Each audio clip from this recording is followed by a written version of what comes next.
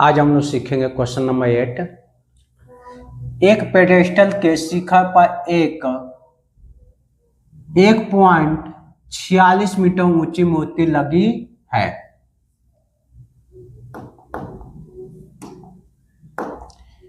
ये 46 नहीं है, ये आपका 6.6 है। भूमि के एक बिंदु से मूर्ति के शिखर का उन्नयन कोण 60 डिग्री है और बिंदु से पेडेस्टल के शिखर का उन्नयन कोण 45 डिग्री है। पेडेस्टल की ऊंचाई ज्ञात कीजिए।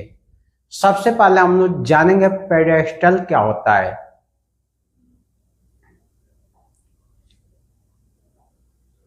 इसको बोलते हैं पेडेस्टल। इस पर एक मूर्ति रखी हुई है। मूर्ति किसी भी चीज का हो, मान लीजिए हमने गणेश जी का ये मूर्ति क्या किया,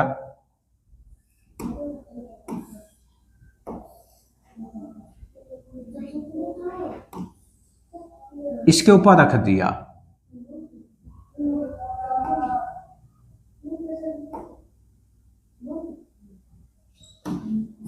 नीचे वाला हिस्सा आपका पेडेस्टल हुआ, ऊपर वाला हिस्सा क्या है आपका गणेश जी का मूर्ति है। ऐसा क्वेश्चन में बता रखा है। अब मूर्ति की ऊंचाई कितना बोला, 1.6। कितना, ये जो मूर्ति की ऊंचाई है 1.6 मीटर है और इसमें आपको फाइंड क्या करा रहा है, पेडेस्टल की। तो यहाँ पे ये वाले हिस्सा को फाइंड करा रहा है। तो हम लोग लिखते हैं का डायग्राम और उसमें सीखते हैं।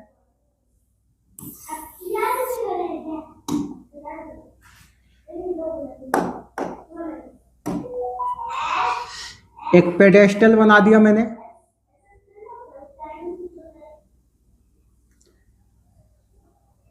इस पेडेस्टल पे एक मूर्ति रख ली है।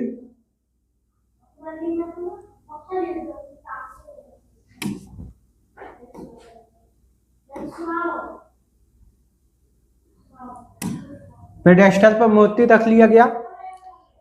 क्वेश्चन में बता रखा है 6 मीटर ऊंची मूर्ति है। इस मूर्ति की ऊंचाई 1.6 मीटर। उसके बाद मूर्ति के शिखर का उन्नयन कोण 60 डिग्री है। कहां से, एक बिंदु से मूर्ति के शिखर का उन्नयन कोण 60 डिग्री हो रहा है। तो कोई एक बिंदु डाल देते हैं।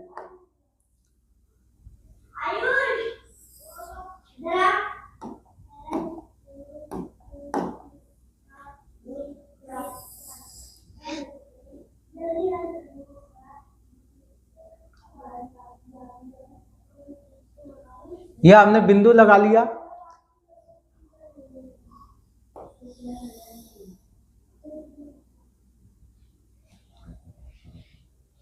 ये कितने डिग्री का कोण बना रहा है, 60 डिग्री का। आगे और बिंदु से इसी बिंदु से पेडेस्टल के शिखर का उन्नयन कोण, अब इसका शिखर ये हो गया और ये उन्नयन कोण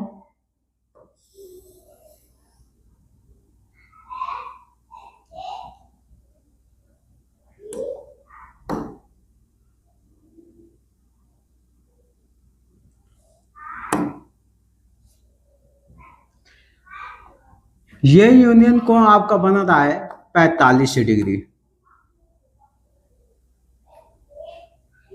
पेडेस्टल की ऊंचाई ज्ञात कीजिए। यहां से यहां तक की ऊंचाई ज्ञात करने के लिए कह रहा है ये, इसी को फाइंड करना है। अब इस त्रिभुज को, इसमें दो त्रिभुज है, इस त्रिभुज का पहले नामांकन कर लेते हैं। ए बी सी डी नामांकन कर लिए। सबसे पहले आप मानेंगे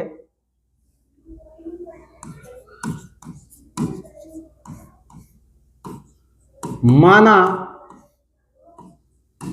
पेडेस्टल की ऊंचाई h, क्या माना h, जो बी और सी की जितनी ऊंचाई है वो क्या है, एच मान ली। इसके बाद आपको लिखना होगा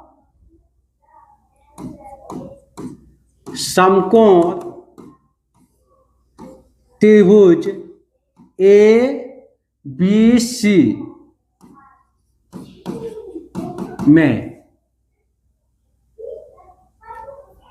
ये तो एच में निकालना ही है, और यहां से यहां तक की दूरी भी हमें नहीं पता है, लेकिन यहां से यहां तक को हम क्या मान लेते हैं, एक्स। इसको क्या मान लिए, एक्स, और इसको क्या मान लिए, एच। लिखेंगे कोण इसमें कितना है आपका, 45 डिग्री। एक अपने सिंपल सी भाषा में लाल बट्टे कक्का, ये जब आपको याद रहेगा तो ये आसानी तरीके से निकलेगा। इसको आधार बोलते हैं, ये आपका लंब होता है, ये क्या होता है, कर्ण। इसमें देखिए आपको एक तो आधार और दूसरा लंब। इस लाल बट्टे कक्का में कौन सा है, tan। कौन सा है, tan। ये काम आप रफली करिएगा, यहां से यहां तक क्या करिएगा, रफली। ये अलग से मैं लिखा हूं, इसलिए लिखा हूं को आपको समझ में आएगा कि हमें लंब और आधार दो चीज फाइंड करना है। और लंब आधार में किस में आता है, साइन में आता है कि कोस में आता है कि tan में आता है, tan में आता है। आराम से इधर लिख लेंगे हम, tan थीटा बराबर लंब बट्टे आधार, लंब बट्टे आधार। ये लंब और आधार ना लिख के ये भी लिख सकते हैं, बी सी लिख लिए, बी सी लंब के जगह, और आधार की जगह क्या लिखेंगे, ए बी। अब ए से आधार मत समझ जाना, यहाँ पे ए और बी की जो दूरी है वो चीज लिखे हैं। ए और बी की दूरी क्या माने है, एक्स। साइन थीटा का मान कितना है आपका, 45 डिग्री। बी सी की वैल्यू क्या है आपका, एच। ए बी को क्या माने हैं, एक्स। ए बी को क्या माने हैं, एक्स। इसे सॉल्व करेंगे तो tan लिख लेना है, क्योंकि tan 45 डिग्री का मान होता है 1। tan 45 डिग्री का मान 1 हो गया तो h बट्टे एक्स, और जब इसे वज्र गुना करेंगे तो x बराबर h, मतलब x के बराबर h है। x के बराबर क्या है, h के बराबर x। तो यहाँ पे आराम से डाल सकते हैं, समीकरण 1 लिख सकते हैं, कोई दिक्कत नहीं आएगा।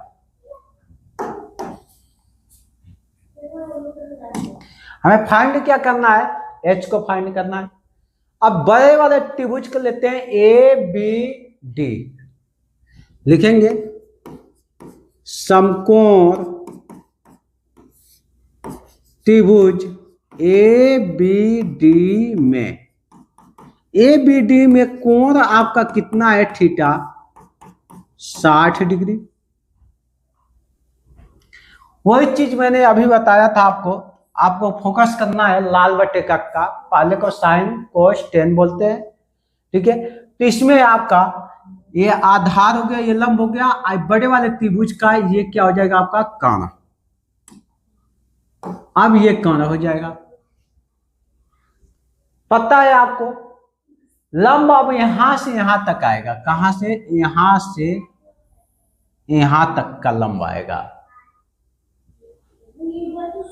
सीधा से लिखेंगे बी डी, तो पहले लिख लेना होगा आपका tan थीटा बराबर लंब बट्टे आधार, लंब बट्टे आधार। इस लंब के जगह पे क्या लिखना होगा, आप B D.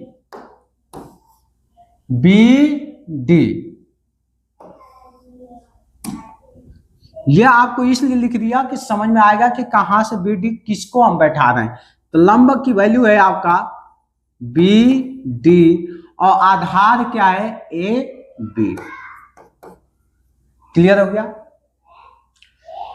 1060 degree equal to B D आपका अगर निकाला जाए, बी और डी देखा जाए तो इसमें क्या आएगा 1 + 6 1.6 प्लस एच, क्योंकि एच भी जुड़ेगा 1.6 भी जुड़ेगा, तब जाके आपका बी डी का मान निकल के आएगा प्लस एच।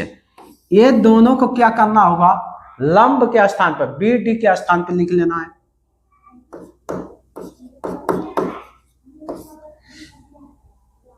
ए बी का वैल्यू हमने क्या लिखा है, एक्स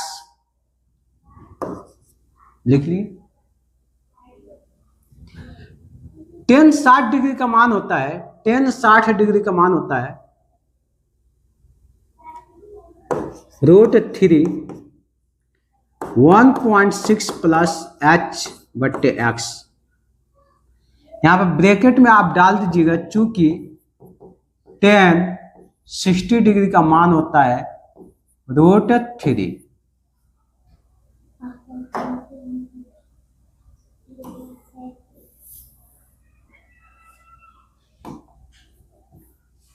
जब इसे सॉल्व करेंगे तो ये आ जाएगा आपका √3x 1.6 प्लस एच। अब इसको हम लोग समीकरण 2 डाल सकते हैं, समीकरण और एक समीकरण 2। यहां तक आप लोग को क्लियर हो गया। यहां पे लिख सकते हैं अपने को किसका मान निकालना है, एच का। किसका निकालना है, एच। इससे एच का मान निकालना है। एक्स का मान जब निकल के आ जाएगा, एक्स का मान निकल के आ जाएगा तो आसानी तरीके से एच का भी मान निकल के आएगा। तो सबसे पहले लिखेंगे समीकरण 2 में एक्स का मान रखने पर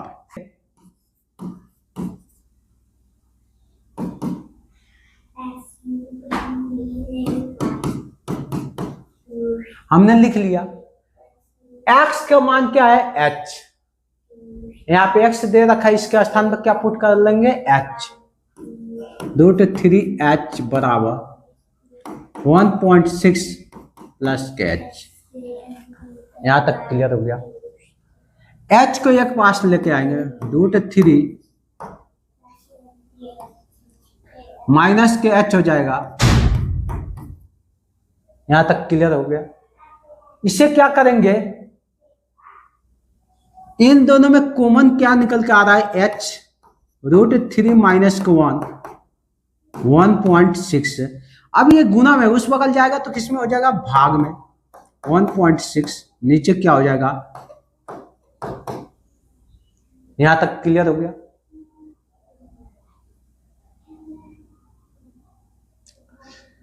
अब यहां पे करना होगा हरों का पैमेकरण। जो एच का मान आया है, इस एच का मान अब यहां पे लिखना होगा हरों का पैमेकरण।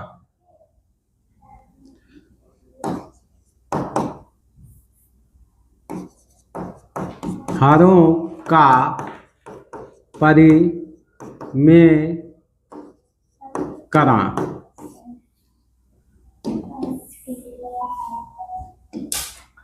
जब हरों का परिमेय करेंगे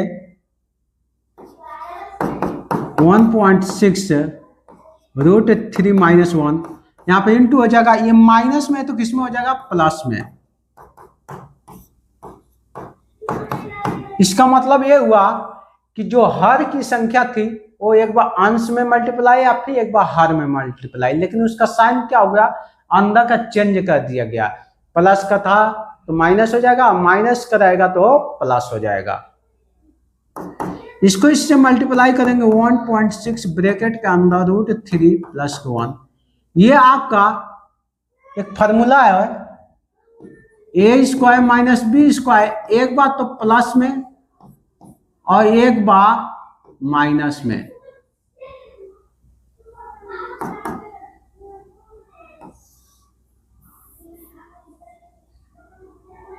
√3 - 1, इसके ऊपर भी स्क्वायर लगा दिए, इसके ऊपर भी स्क्वायर लगा दिए। जब इसे सॉल्व करेंगे तो 1.6 हो गया। नीचे 3 का अगर स्क्वायर करेंगे 9, और उस 9 का स्क्वायर रूट क्या हो जाएगा आपका 3 - 1।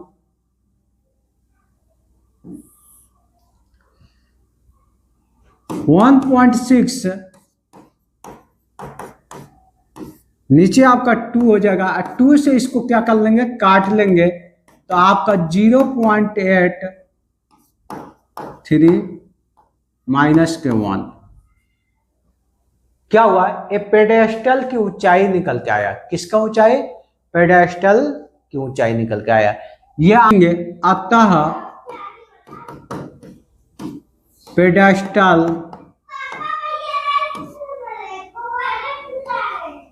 की ऊंचाई कितना आ गया, 0.8 ब्रैकेट के अंदर 3 - 1। यही आपका आंसर हो गया। दोबारा रिपीट कर देते हैं।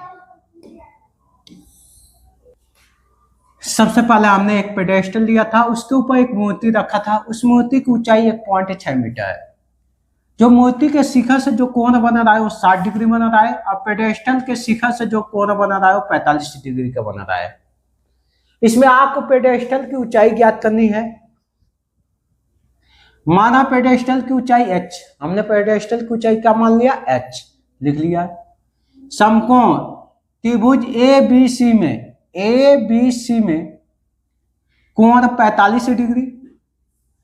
इसमें आपको बताया था कौन लंब है, कौन कर है, कौन आधार है। सबसे पहले हम tan थीटा बराबर BC/AB। BC आपका लंब हो गया और AB क्या हो गया, आधार, लिख लिए। अब tan थीटा का मान 45 से डाल दिए। BC हमने क्या माना है, h लिख लिए। और AB को क्या मान लिए थे, x। AB को क्या मान लिए थे, x। अब इसे जब सॉल्व किए तो x के बराबर h आया, h के बराबर x, तो सीधा सीधी आप समीकरण a का डाल लीजिए, डाल लिए। अब समकोण त्रिभुज ABD में, अब दूसरे त्रिभुज में ABD में कोण 60 डिग्री, tan थीटा बराबर ABD/AB। इस थीटा का मान 60 रख दिए, और BD की वैल्यू कैसे लिखेंगे, BC और CD को, इनको ऐड करके तब लिखेंगे। तो BC अपना h है और CD क्या है, 1.6, तो लिख दिए 1.6 + h, नीचे x लगा दिए। tan 60 डिग्री का मान कितना है, √3। जब इसे सॉल्व किए तो अपने को समीकरण 2 गिवन हुआ। समीकरण 2 में x का मान रखने पर जो x का मान क्या आया था, h, हमें h ही निकालना है।